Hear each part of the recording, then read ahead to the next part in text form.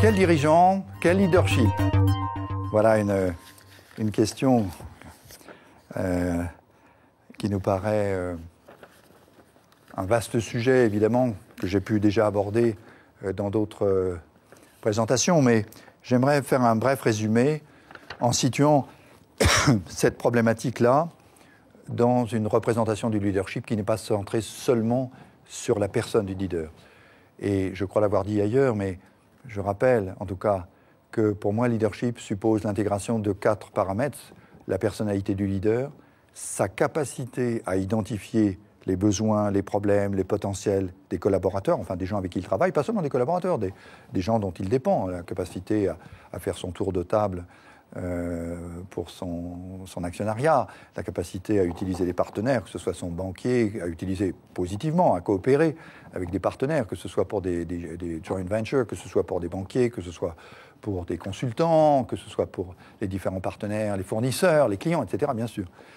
Donc, dans son leadership, intégrer sa compréhension des enjeux, des acteurs avec qui il travaille. Et puis, la capacité, le mode de relation. Notamment, on l'a vu quand on a parlé par ailleurs de l'autonomie. Est-ce qu'il est capable de prendre la posture qui convient au stade de développement dans l'autonomie de telle ou telle personne ou de telle ou telle équipe? Est-ce qu'il sera capable d'être un dirigeant qui aide les gens à vivre une dépendance saine, donc à agir à travers un rôle hiérarchique et éducatif de dirigeant, mais qui va donner les éléments fondamentaux aux personnes de se nourrir dans une dépendance pour ensuite dépasser ce stade, etc., ou accepter que les gens soient dans la contestation, ou que les gens soient très indépendants, etc.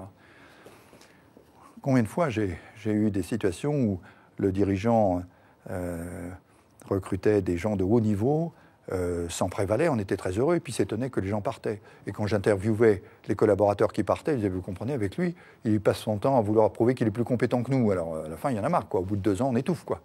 Donc, on va voir que quelqu'un qui a des qualités indiscutables de métier, de leadership, du fait de son besoin d'être reconnu par ses collaborateurs, en fait, paradoxalement, les éloigne de lui. Alors, vous voyez, la qualité de la relation que l'on peut avoir va être déterminante dans le leadership. Et puis enfin, d'intégrer le contexte dans lequel on se trouve. Je ne redévelopperai pas ça, mais je voulais montrer aussi, et c'est avec cette nouvelle slide sur l'intelligence collective, montrer que le dirigeant, s'il veut exercer son leadership en plénitude, doit être à l'aise dans l'espace de l'intelligence collective, c'est-à-dire lui-même va-t-il vivre cette transformation identitaire où il n'est pas enfermé dans le rôle d'un donneur d'ordre, mais il va être en mesure de vivre pleinement cette posture pas très facile à vivre de dirigeant ressources, c'est-à-dire celui qui annonce qu'il ne sait pas tout, qui n'a pas toutes les solutions, qui invite les gens à vivre une certaine forme de chaos et se transformer en force de proposition et pas simplement en exécutant. Donc il aura un rôle éducatif à ce niveau-là et du coup qui l'oblige aussi à une posture différente de celle du donneur d'ordre. Et enfin, accomplir son rôle de dirigeant ressources en dirigeant porteur de sens, c'est-à-dire celui qui montre les étoiles. Alors on sait bien que quand le sage montre la lune, les personnes en face regardent le doigt et non pas la lune. Donc le dirigeant qui veut inviter les gens à partager les enjeux a souvent du mal lui-même à renoncer à ce qu'on le regarde, renoncer à son charisme. On raconte, vous savez, la fable de l'âne qui portait les reliques. Il traversait la ville en portant les reliques et il trouvait merveilleux que tout le monde s'agenouillait parce qu'il avait l'impression que les gens s'agenouillaient devant lui. Ça me permet de faire un certain rapprochement avec les dirigeants qui ont du mal parfois à renoncer à leur narcissisme. Bon. Donc comment inviter les acteurs à regarder les étoiles et les éduquer à s'habituer à ça, à se mettre à côté d'eux en disant « vous voyez les étoiles vous-même, vous n'avez plus besoin de me regarder, prenez des initiatives » et puis de découvrir et de les inviter à ce que soi-même, eux, créent ou discernent des étoiles dans le ciel que lui-même, dirigeant, ne voit pas. C'est ça le rôle du porteur de sens. Donc vous voyez la transformation que ça représente dans cet espace de l'intelligence collective. Mais le problème, c'est pas d'avoir l'une ou l'autre, c'est d'avoir les trois. Et d'avoir les trois à la disposition, de les intégrer, de pouvoir être avec l'un dans une posture de dirigeant source, avec l'autre donneur d'ordre, avec l'autre porteur de sens, etc. Comment intégrer ça? Et donc, il va falloir assumer dans ce rôle de dirigeant, de leadership, ce que j'appelle le maniement du curseur, qui est un peu limité, parce qu'un espace à 2 dimensions, il faudrait le mettre dans un espace à 3 ou 4 dimensions, hein, plutôt sous une forme de banque de Möbius, ou même de bande de Möbius qui se transforme avec le temps. Hein. Mais en fait, accepter l'ambiguïté, accepter le paradoxe, accepter l'ambivalence dans lequel lui-même se trouve en permanence. Il voudrait une chose et son contraire. Il veut que les gens travaillent sans sa présence, et en même temps, il veut être consultés. Et les collaborateurs, pareil, vivent la même chose. Ils aimeraient que le patron leur donne plus d'initiative, mais en même temps, ils sont contents que le patron assume toutes les responsabilités, conséquences des décisions prises. Bon. Comment vivre tout ça?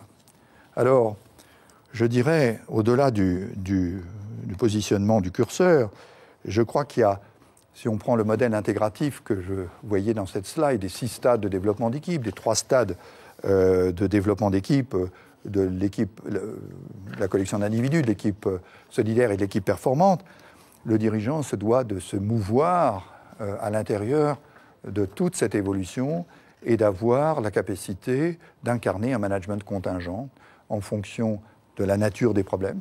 Il y a des problèmes techniques qui exigent une performance essentiellement technique, confiée à un spécialiste. Il y a des problèmes qui sont d'une complexité, qui exigent le travail en concertation et la cross-fonctionnalité. Il y a des problèmes qui doivent être tranchés parce qu'ils sont tellement complexes que c'est une seule personne à un moment donné qui doit accepter les contradictions, les incertitudes, parce que la concertation ne suffira pas. Il y a un moment donné, il faut que quelqu'un prenne la décision. Il faudra donc qu'il soit en mesure, pour lui-même, d'identifier la posture qui convient, d'identifier avec ses collaborateurs le niveau de développement auquel sont ses collaborateurs, donc la nature du problème, le degré de développement de lui-même, le degré de développement de ses collaborateurs, et puis surtout, en définitive, c'est la notion du sens. On prend que la notion du sens serait de trouver des finalités exaltantes, etc. La notion du sens, c'est la réponse à la question « quelle est la priorité ?» Est-ce que la priorité, c'est l'importance du sujet ou la priorité, c'est l'urgence du sujet? Parfois, c'est urgent et important, parfois, c'est important et pas urgent, etc. C'est la grande question. Quelle est la priorité maintenant? Est-ce que c'est de faire du long terme? Est-ce que c'est de faire du court terme? Parfois, il faut faire les deux en même temps. Comment je vais gérer ça? En conséquence de ce petit tour d'horizon que j'essaye de faire sur cette problématique évidemment très vaste et complexe, je pense que le leadership se situe donc, d'une part, bien sûr, pas simplement sur la posture du dirigeant, sa capacité à identifier le potentiel des acteurs, à gérer une relation, à tenir compte du contexte, mais à intégrer les différentes postures que lui se doit d'avoir. Ça consiste aussi, en fonction du développement des équipes, en fonction du développement des collaborateurs, à mesurer le travail éducatif qu'il doit mener. Et dans ce travail éducatif, il y aura la transformation identitaire des acteurs qui l'accompagnent et qui supposent une patience, qui supposent un changement de posture le plus personnalisé possible, en intelligence de situation, etc. Et c'est en cela que pour moi le développement du leadership est un processus transformationnel. Ce n'est pas simplement acquérir une compétence de plus, ce n'est pas simplement mettre une couche de peinture supplémentaire. C'est vraiment transformationnel au sens où on dit, j'aime cette métaphore très simple, qu'un papillon, ce n'est pas une grosse chenille. Hein, comme dit François Varillon, la chenille qui se transforme vit ça comme une mort. Hein, et en fait, derrière ce processus-là, il y a une renaissance sous forme de papillon. Et cette mort, ce processus de deuil, ce processus transformationnel, n'est pas facile à vivre. Et c'est pour ça que le travail de construction du leadership, eh bien évidemment, est extrêmement complexe.